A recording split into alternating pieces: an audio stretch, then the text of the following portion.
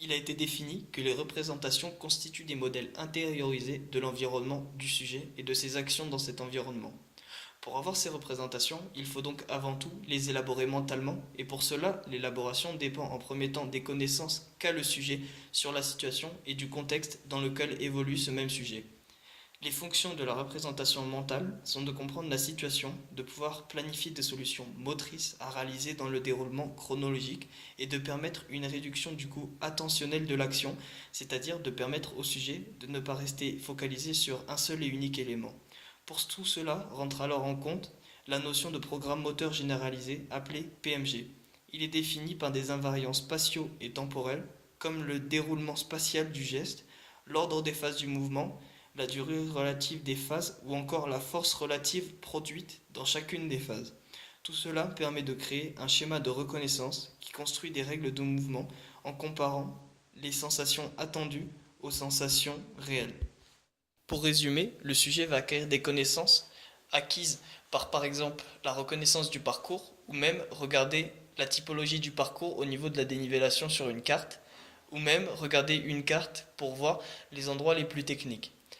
La reconnaissance va donc permettre au sujet d'examiner les éléments les plus compliqués du parcours et donc lui permettre une meilleure appréhension lors de la course. Nous avons ici l'exemple de Youn qui effectue la reconnaissance du parcours enduro pour voir les endroits les plus techniques et les parcours à effectuer et les trajectoires les plus adaptées. Cette reconnaissance va pouvoir lui permettre d'avoir une représentation mentale du parcours et donc lui permettre d'appréhender mieux cette course.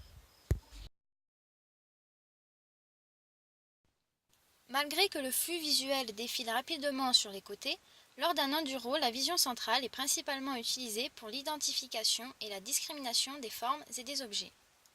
Le flux optique nous renseigne sur notre déplacement dans l'environnement. Il correspond au défilement visuel sur la rétine du pratiquant. L'environnement est perçu différemment du fait de la vitesse et de la distance des objets qui l'entourent. Durant une descente en enduro, il y a ce qu'on appelle un filtre sélectif qui se met en place. C'est-à-dire que lors de la descente, notre attention va se focaliser seulement sur la trajectoire à suivre et ne voit pas la vision périphérique. Le sujet perçoit l'environnement par les actions possibles de faire, c'est ce qu'on appelle les affordances. Les affordances sont spécifiques à tous les pratiquants, suivant l'environnement dans lequel ils pratiquent, ou ils intègrent des propriétés morpho-énergétiques. Grâce aux affordances, le pratiquant est capable d'estimer uniquement grâce à sa perception visuelle par quelle trajectoire il sera capable de passer, suivant son niveau de pratique. Le choix de la trajectoire est en lien avec l'anticipation du pratiquant et sa capacité à porter le regard loin pour avoir le temps de réagir. Lors d'un saut en VTT, par exemple, notre cerveau va d'abord percevoir la hauteur à effectuer pour ce saut.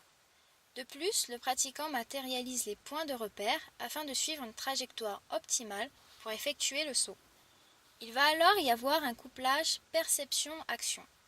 L'action permet de générer un flux optique, apportant des informations sur les propriétés du système, acteur, environnement. La perception de ces informations permet de contrôler l'action du saut. Le mouvement lors d'un saut résulte des mouvements internes dus aux pratiquants et externes comme la gravité ou encore le vent. Afin d'obtenir le flux optique souhaité lors du saut, le pratiquant doit moduler ses forces internes afin de contrôler le saut.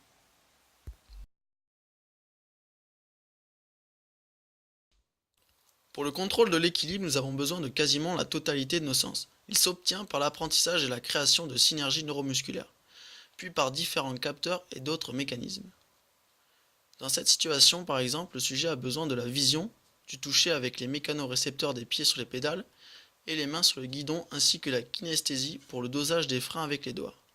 Enfin, le dernier sens qui nous est utile est entre guillemets le sixième sens qui est la proprioception. Elle est très utile dans les activités telles que le VTT de descente et dans plein d'autres domaines également. Lors de ce mouvement, le contrôle postural du sujet est assuré par le capteur visuel, le capteur vestibulaire ainsi que par les capteurs proprioceptifs. Tous ces sens servent au contrôle de l'équilibre, mais le système vestibulaire dans l'oreille interne est utile pour différencier les phases d'accélération et de décélération ainsi que les changements de direction. Le réflexe vestibulo-oculaire est mis en jeu dans ce genre de situation. En effet, puisque le système vestibulaire permet aux pratiquants de maintenir le regard, même lorsqu'ils bougent énormément. Les différences de niveau entre les pratiquants s'expliquent par les synergies neuromusculaires. Selon Boyce, une synergie neuromusculaire est un groupe de muscles dont les activités covarient, car ils partagent des signaux afférents et ou efférents. Pour résumer, c'est la création et donc le développement par la pratique de connexions nerveuses avec les muscles pour pouvoir les contrôler de manière groupée, car on ne contrôle pas chaque muscle indépendamment.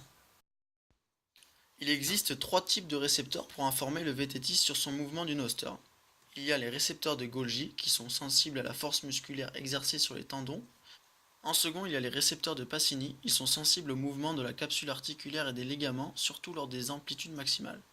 Enfin, il y a les récepteurs de Ruffini qui renseignent sur la position des articulations. Grâce à ces 3 types de récepteurs, le vététiste a un retour d'infos sur ses mouvements, ses appuis et sa force exercée.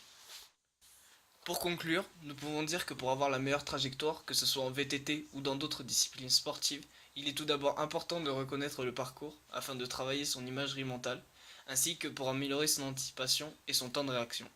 Lors de cette recherche pour la meilleure trajectoire, le sujet doit principalement faire appel à sa vision en mettant en jeu notamment les affordances. Enfin, il est important pour le pratiquant d'avoir un parfait contrôle de son équilibre lors de son déplacement, et plus particulièrement en VTT.